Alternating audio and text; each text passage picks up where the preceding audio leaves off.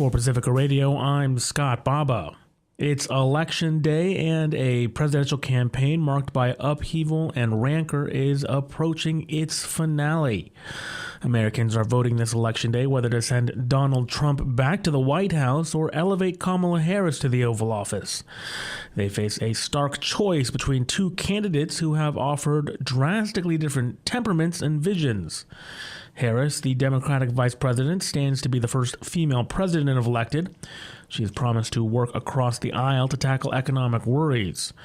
Trump, the Republican former president, has vowed to replace thousands of federal workers with loyalists, impose sweeping tariffs on allies and foes alike, and stage the largest deportation operation in U.S. history. Sagar Magani reports.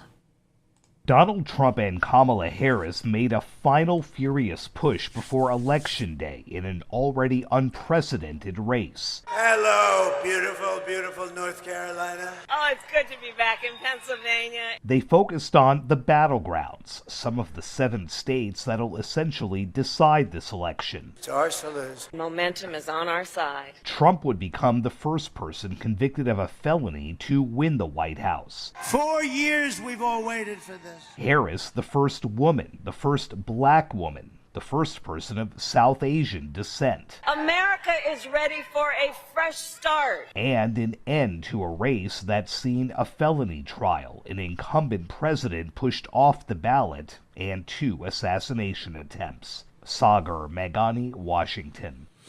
Meanwhile, tens of millions of Americans have already cast their ballots. Those include record numbers in battleground states like Georgia and North Carolina. As of yesterday, AP tracking of advanced voting nationwide showed over 80 million ballots cast. That's slightly more than half the total number of votes in the last presidential election. Despite long lines in some places and a few hiccups common to all elections, early in-person and mail voting has processed without major problems. The absence of any significant problems has not stopped Trump from making claims of fraud about election interference, a likely prelude to challenges after Election Day. Edwin J. Vieira reports. Philadelphia District Attorney Larry Krasner says the city's well prepared for any election violence. Anybody who thinks it's time to insult, to deride, to mistreat, to threaten people, F around and find out. Officials nationwide are beefing up security, but an AP poll shows 4 in 10 voters say they're very worried about a violent attempt to overturn the results. Others say they mistrust local or state election officials. Researchers at the University of Washington Center for an Informed Public say they're already seeing false election claims focusing on Pennsylvania, the largest swing state. Kate Starbird, the center's co-founder, says misinformation might start with a small truth like an isolated case of a voting machine recording a ballot entry the voter didn't want, but can snowball. When people are saying the machines aren't working, this is true. It starts as a rumor, but eventually becomes just fact. But it gets twisted into this narrative that it's an intentional effort to disenfranchise certain voters, and that's false. So we can see that sort of intentionality is one place it gets twisted. According to New York Times research, right-wing extremist groups are starting to coordinate on the social media platform Telegram. The paper spoke to police who warned against dismissing the thousands of messages they examined. I'm Edwin J. Vieira for Pacifica Network and Public News Service.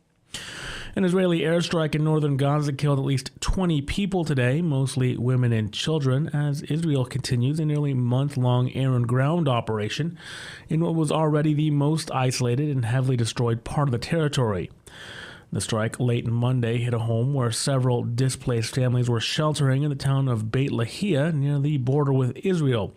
This according to Hassam Abu Safia, the director of the recently raided and barely functioning Kamal Adwan Hospital, which received the casualties.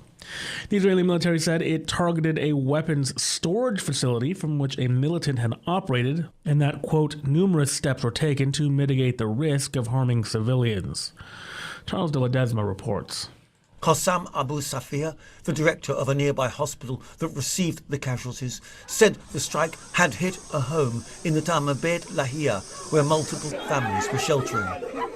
And in the central town of Zaweda, an Israeli airstrike had hit a tent where a displaced family was sheltering, killing 4 people, including a mother and her 2 children, according to the El Aqsa Martyrs Hospital in the nearby city of Deir al-Bala. A woman mourning her nephew at the morgue tells the AP he was killed on his birthday. He was the smartest, most clever person, she says. I'm Charles de Ledesma.